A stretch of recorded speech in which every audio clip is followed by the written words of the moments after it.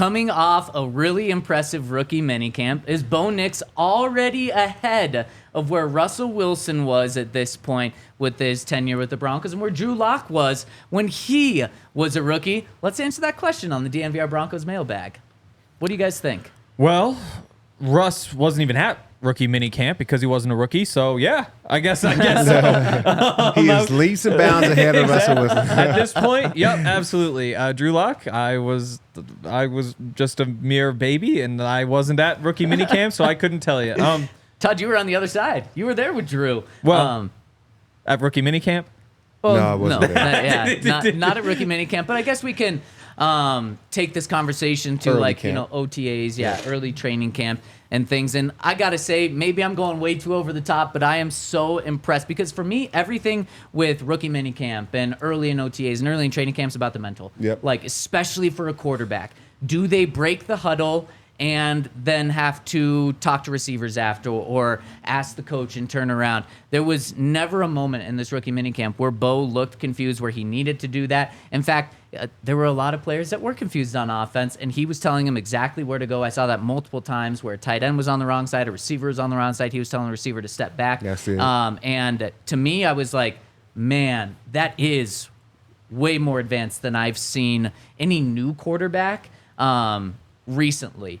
Maybe not. There's been, 14 guys since Peyton Manning that have started at quarterback, so maybe not all of them, but just for the most part, especially for a rookie, he is in a spot that I'm just so impressed with right now. Yeah, and that's so important for every player, but it's like magnified times 10 when it's the quarterback. Like for any guy on the field, like the reason I got my start is like, can a coach trust you to know what to do?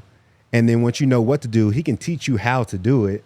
But if you never learn what to do and you're just out there running around or you're making the wrong checks or you're not getting guys lined up, I can't even show you how to execute that at a high level because you don't know what to do. So for Bo, for him to know what to do and kind of have grasp of the offense day one, now they can really dive in and say, this is how we want this specific route thrown or the timing to be this precise because he knows what to do. It's going to make his learning curve so much shorter and then speed up his ability to be a really good starter in the NFL. Yeah, definitely. I also think like this is why you draft Bo Nix, is because this is stuff he's good at. I mean, he's the third oldest rookie quarterback ever to go in the first round. Yeah. He's played more college football than any rookie quarterback in the history of the league. Yep. You look at the tape and it's all like, this is what he's supposed to be good at. But even if he wasn't, like if he had a bunch of questions, I wouldn't be all that concerned. Like we saw one practice, and things definitely went well, but also again, like it's one practice and his strengths showed up. But I wasn't going to be all that excited one way or the other regardless. But yeah, I mean, there's nothing that you leave there complaining about. We got to calm down a little bit. I think we're getting too excited. Me? No, I'm ready to go. Hank is bringing us down to earth. So. No. It was I'm ready one. to take off. It Hall was of one Fame, practice. baby. I mean, like and it's so a rookie minicamp practice of going 80% speed. You didn't screw it up. Hey, it's a start. It's harder to do than you think. Okay. I think so. Chase Daniels and Chase Daniel and Orlovsky have been like going through some playbook stuff on Twitter where they show how big the playbooks are, and then they go through one play. And maybe I just got so intimidated by that I'm like, anything Bo does, that's amazing because you're able to pick that up in 24 hours and then do that for, 10 different plays on the field or 20 different plays.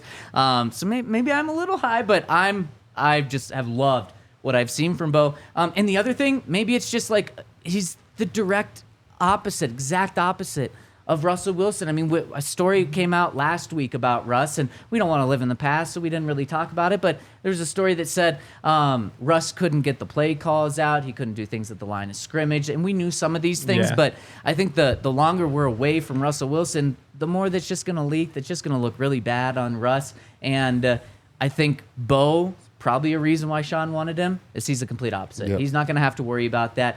Now, he might have to worry about him not being as good in the 2-minute situations as Russ because Russ is just really good at that in the NFL. But Bo, according to the Broncos analytics, was the number one guy in the end of game and 2-minute situation scenarios as well. So maybe you don't lose anything here. But I think Sean probably noticed a massive difference in terms of the things that you have to be a quarterback in terms of the pre-snap stuff, the huddle stuff, even like getting the play call out. Have you guys seen that viral video of Chris Sims when he was with Gruden, I think as a rookie in Tampa Bay, and Chris Sims is a backup? And he's trying to say that. And he's trying to say things, and literally Gruden's just like, he's talking like it's English, and to Chris Sims it's like Chinese, and he just cannot get the play call out, and Gruden's just losing it at him. There was none of that with Bo and Sean this week. So a good start. Yeah, definitely a good start. That's also all scripted, and like you know what he ran maybe 20 plays, and he's probably known since like yesterday, since practice ended, like which 20 plays are we gonna run? You run through them in your head, you run through, and then you show up and you do it. But again, like that's the job though, is to do that, and he's good at it, which is a good sign. Man, Henry is really bringing us down. He is. Yeah, but that's fair. I see where you're coming from. My opinion of Bo Nix wasn't going to change based on a rookie minicamp practice, and so it went well. I'm still excited for the season. So we have another question coming in about Bo Nix. But first, let's hit another one coming in from Dags. Last week on the podcast, we talked about we graded the draft classes, the past 5 draft classes, and there were a lot of D's and F's and C's on there. I think we were all the highest on the 2011 draft class with Pat Surtain. But Dags, he comes in and says one of the biggest things that we didn't talk about was continuity, and how there hasn't been continuity, so it's really hurt the players. And so maybe it shouldn't be on these players that they didn't get it right. It's about the general managers that have flipped over coaching staffs a lot and have been getting players that don't fit the continuity of the coaching staffs, and then flipping those pretty much every single year. And then he gives a shout out to the OGs, to Spacebar, to Nacho Brad, to Burrito Brad, to Chu Chan Fan 24, to Iceman, to Ryan Clayman, and all the other OGs still rolling with us. Much love, Dags. We love you, Dags. What do you think about that? Should we have talked about continuity more? I think it's very important to be successful as a team, because for me and a lot of guys around the league, we always felt like the second year under a head coach or a defensive coordinator is probably when you were at your best. The first year is a lot of learning, and there's a learning curve to the way offenses either scheme against you or you scheme against offenses, depending on what side of the ball you're on. But usually the second year is your best year, and then you kind of like get better in your third, and you just keep getting better. So for a lot of these guys, it's been like 1 year and done. Whether it's offensive coordinator, head coach, defensive coordinator, they haven't really been able to have like the continuity from year to year to get better. So the good things we've seen, I think we should be excited for, and then just know that when these guys are able to have a lot of time under one system, they should look even better. Yeah, I think I brought that up. Maybe I didn't, but I thought maybe not continuity, but just coaching in general. Like, I don't know how much of it. Like, it's certainly not the player's fault where you get drafted, but also like there's only so much you can do if you're not being coached well. And I don't know which coaches are good and which ones are bad, because you just can't really tell from the outside.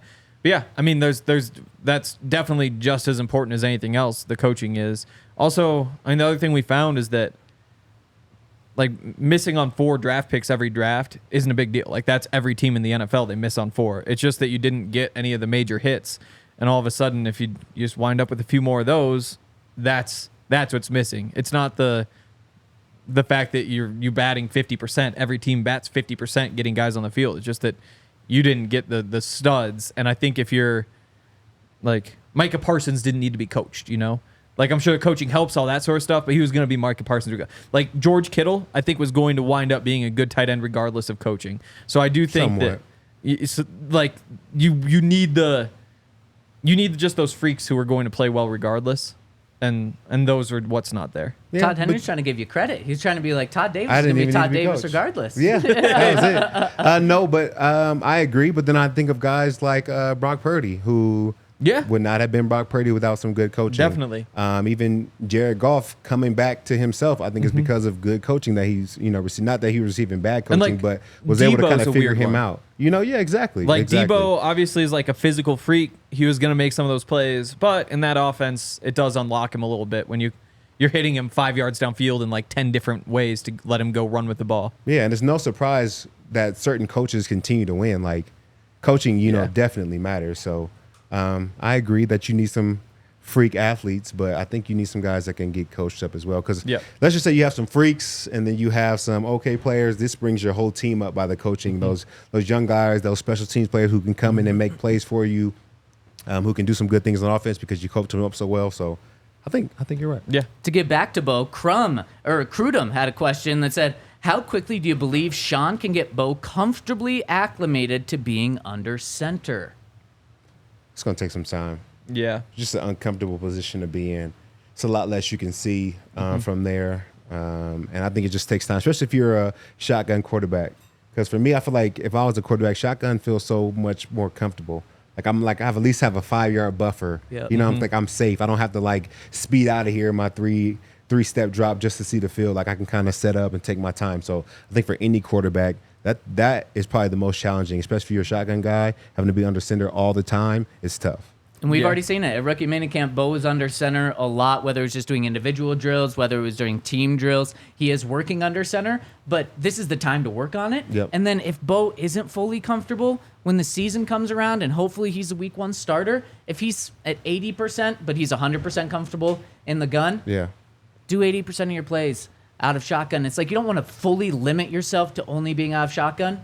Peyton Manning did a hell of a job for sure with that. Like, you can do that, and I think that's one of the things that Sean is going to do. He is going to play to Bo Nix's strengths, especially, I have to imagine, Todd, to be fully comfortable. It might take him a couple of years to do that. And then so maybe we see him go under center years down the line a lot more. But for right now, have him work it right now. May is when you want him to work on it. For sure. And then in preseason, if he's not, he's still okay, then let's start practicing for the rest of the season, mostly in gun and how we're going to go. Yeah, and Sean talked about that and how Bill Walsh was kind of, in his mind at least, kind of like revolutionary in the way that he taught it. And that was, I think it would be different back then because you're going from under center to shotgun more often than not. But just talking about how the footwork changes, and it's like a half step and then a 2-step drop instead of like a 5-step drop. And it's just some of that stuff. I also think Bo generally has good footwork, but he also has a tendency to kind of like fade away when he throws a little bit. And I think some of it's kind of like being that off-platform type of guy. Like he leans on that a little too much. Footwork becomes twice as important when your drop is twice as long. Yep. You know, you just have to be precise for a 5-step drop, and those little mistakes, a little off-timing stuff matter more. So it'll take time for sure. The thing about going shotgun heavy is that you can do it with Peyton Manning because you're willing to just throw the ball 35, 40 times a game. You know, like you're happy. Like that was the plan regardless if you're under center or shotgun. If you're putting Bo in shotgun, you gotta be ready to let him, like, you're playing Bo ball then. There's no more, like, when you're lining up under center with a fullback, you can hand the ball off and just run first down, run second down. Hopefully you don't even have it third down, you just keep running. That changes a little bit from shotgun, but I do think, like, that's where you start things out because that's where he's comfortable. Yep. He comes in with another question. It says, do you believe Audric Estime has a chance to be the week 1 starting running back? This is something we're going to get into later this week. Do you guys think he can have an opportunity to start right away? Honestly, no. I don't think that's realistic. I think you got guys with years of playing in the league now, and some guy, even young guys that had a really good year last year. I don't think he just jumps all of them in one training camp. So can he be on the field at some point? Absolutely. But do I think he's the week 1 starter? No, I don't. I think there's like some politics in it too because you've got basically, I think you've got 5 running backs competing for 4 jobs. So somebody's going to be kind of the odd man out. But also those 4 guys need to be like bought in and feel like they're treated fairly. And I think if you just say like, you guys are coming off the bench, we're giving the rookie the week 1 start, it's just a little bit tougher sell than, you know, you put him out there, you start him out with red zone, goal line, things go well. And then week 3, when you've seen that he's been the better player, it's a lot easier to say like, okay, time to just run with this. And for where he was drafted, I don't think they expect him to be the week 1 starter. Yeah. I think like if he was a second round draft pick, like, okay, like now this guy's got to be ready, you know? Yeah. But I don't think that they're expecting him to be their guy week 1. I don't think Sean cares about the politics, though. I think that is someone that really doesn't care. I think like a new coach and like Nathaniel Hackett might have absolutely. Actually, we saw that. Whatever Russ wanted to do, he was able to do with Nathaniel Hackett. I don't think Sean cares about that. Yeah. I think it's important, though. Like, what do you think? Like, if you go into the season, I mean, if Estime just is the week 1 starter, you think that's fine? You think Javonte is a little upset about that? You think like Samaje is, or do you need to just buffer it a little bit just to make it make sense? I think, you know, you got to have everybody's spirits in it, but at the same time, it's a job. Uh-huh. And I think you can for a player, I think you can understand when you've been beaten out. Like if they came in and just made him the week 1 starter, but he wasn't blowing everybody away at practice, then it's a problem. But if you came every day and every day this guy's out playing you, even though you hate it, you're on board because you're like, he earned that and he took it from me. He wasn't just giving it. I think it's tougher for running backs, though, because there aren't as many opportunities, especially for Estime, to like prove that he's head and shoulders better than Javonte in camp because you're not actually playing live football. Like when his strength is breaking tackles, that's not going to really show up as much in training camp. Whereas like if, quarterback, for example, it's easy to see like, okay, this quarterback's the best. When it comes to running back, like you get to the end of the play and it's like, okay, would Javonte have broken that? Who knows? Would Audric have broken that? Who knows? You can tell though. Yeah. Because most of it is not touch. Most of it's stud.